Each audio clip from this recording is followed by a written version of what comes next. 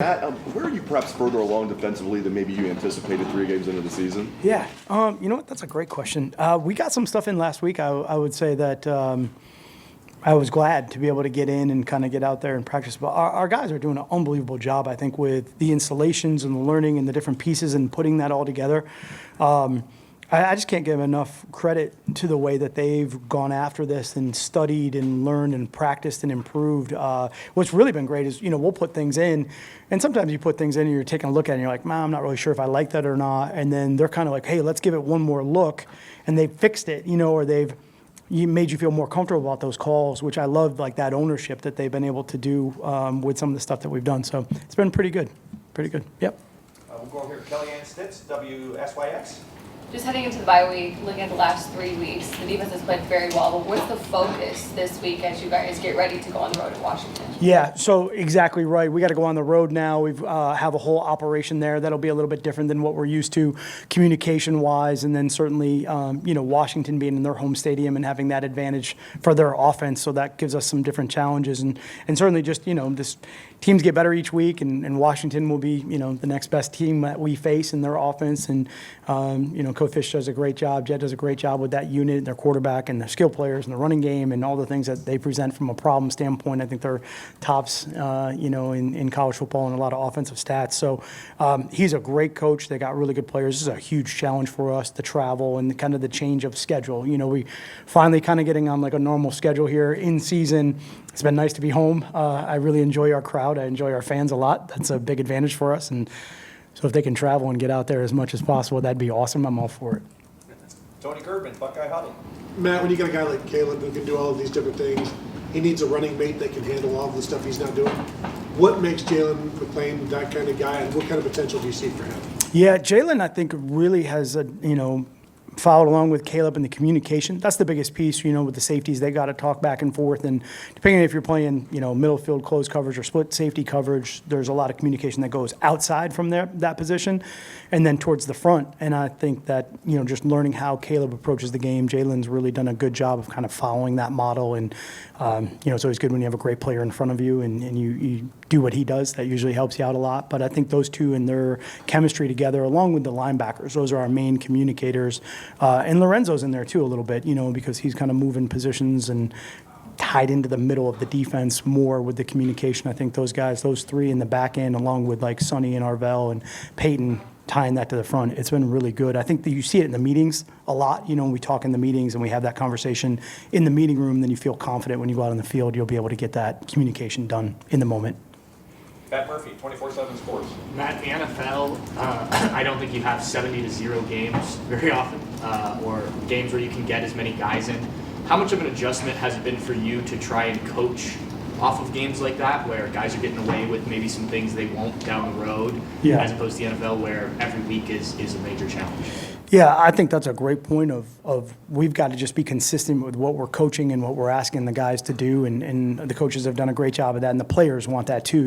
It's good to be able to have those reps in a game where you can kind of really get that fundamental technique down and that teaching and the communication down where it's happening at game speed. Practice is great, but there's nothing like being able to do it, live in that environment under that sort of, just stress of a game. So being able to evaluate guys in those moments has been really important. I think that's it's actually critical for us going forward as we are trying to identify players in different roles and then guys that can come in certain situations and earn different spots in different units that we have. So those have been really important snaps, I think, in the games that we've had where those guys have gotten in. Over here to the right, Dylan Davis, Delaware Gazette.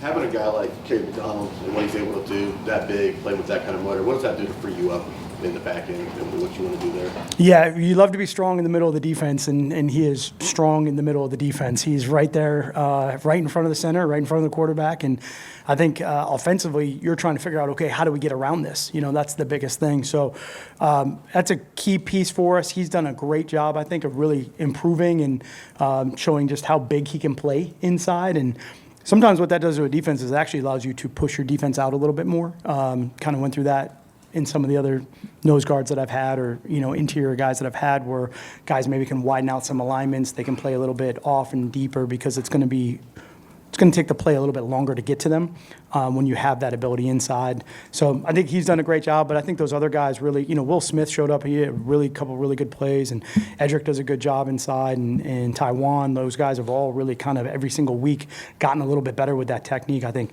K-Max he's just ahead of those guys. He's done a really good job with it. Jeremy Birmingham. Matt, after 3 games back in the college game after 25 years or whatever, how has the roster size benefited someone like you who doesn't really subscribe to one defensive philosophy?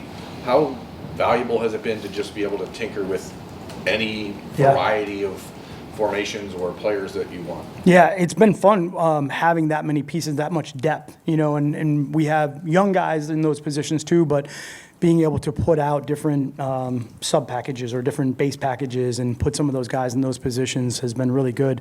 I think those guys earned an opportunity to go play. So to be able to have that much opportunity to do that with those guys has been really good. And sometimes you got to be careful because I'm looking at the board maybe on a Tuesday and I'm like, oh, we can run all these packages. And you're like, all right, we can't get all that practice because you're trying to get everybody a job and a role. And I think the coaches have done a good job of putting different guys in those positions to be able to get them all out in the field. And I think all of these snaps that we're getting now are going to pay off, in the long run. We don't know what it's going to look like a month from now, but certainly getting as much game rep as we can now helps everybody, I think.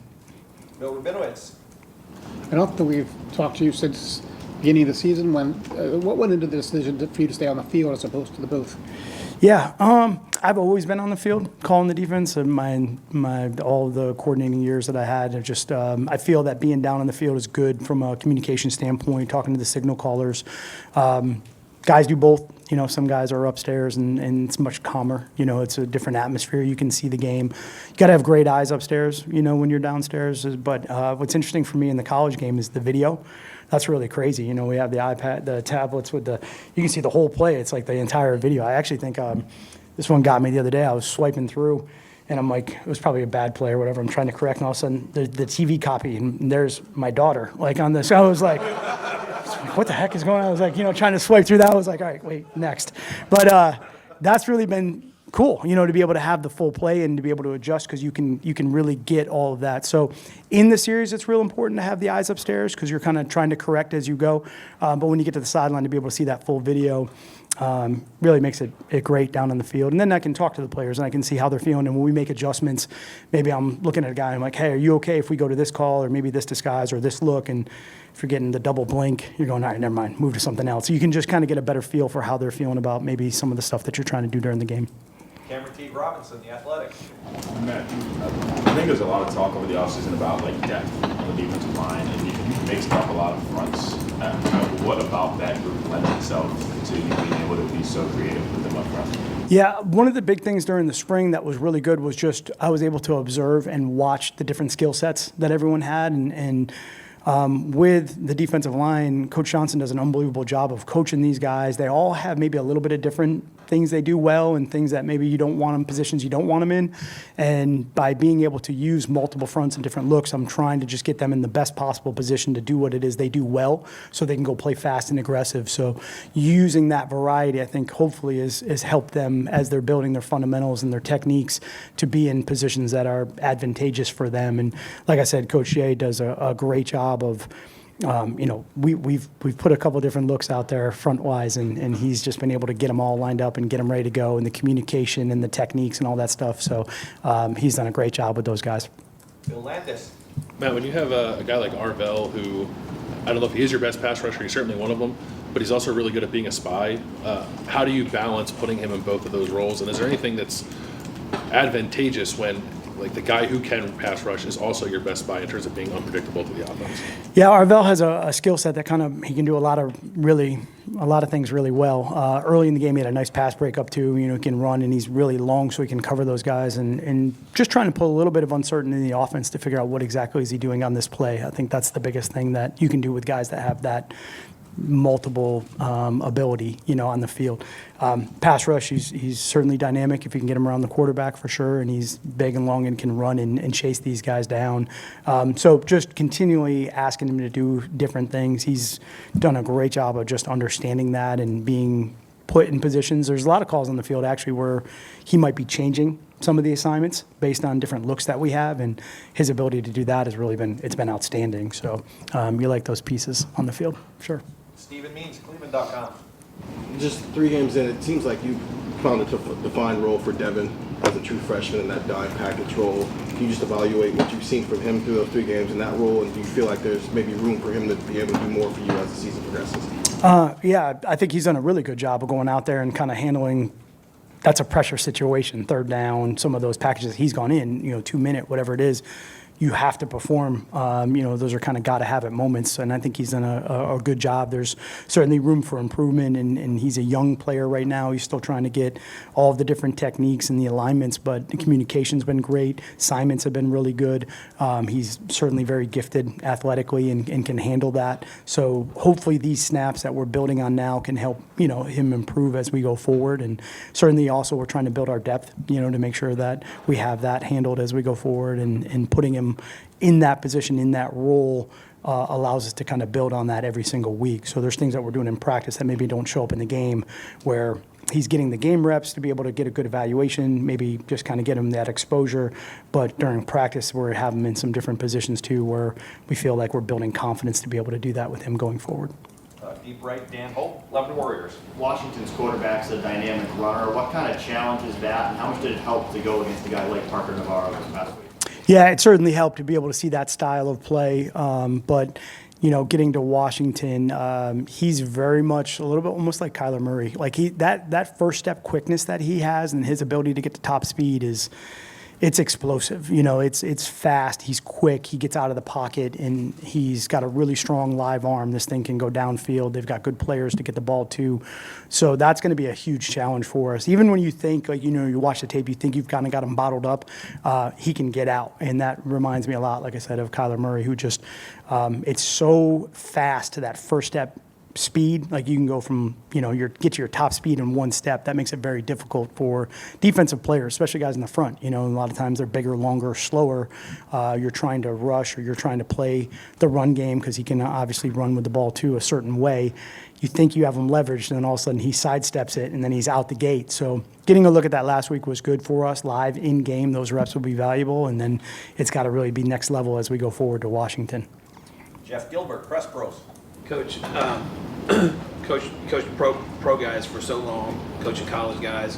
I don't know what your expectations were for these guys, a lot of new starters, but sort of what level of professionalism do they bring to the job every day, and is it more or less than what you thought it might be? Yeah. I think that's a really good just kind of observation, and I'll second all of that. These guys have been unbelievable to go into the meeting room, and I think I've said this before, but it's such a joy to kind of be around these guys. There is that professionalism that you walk into the meeting room, they're very serious, they take notes, they want to learn what the game plan is, they really want to learn about the opponent.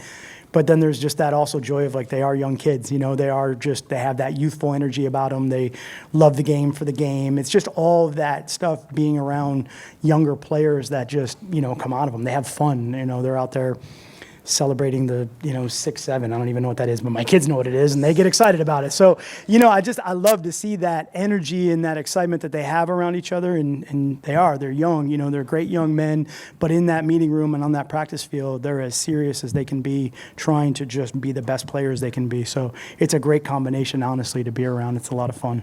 And final question, Doug Maurice. So Matt, 3 games in, it seems to be going pretty well so far.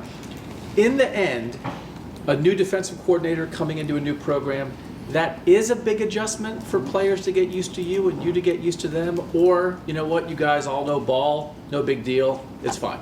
Yeah, give credit to the players. I think they've done a good job of just trying to learn, and again, I would say we've carried some things over. It wasn't totally different, maybe just taught a little bit differently, maybe just more conceptual from that standpoint.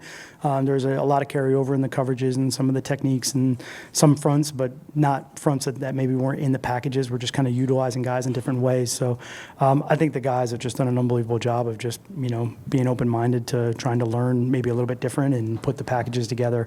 It's been a lot of fun. Like I said, my whole goal is to teach and mentor and coach young men and help develop young men and, hopefully have a positive impact in their lives going forward. And that's really what I'm trying to do. And that's what's been the most fun. All right, Coach, thank you very much. Okay, thanks a lot.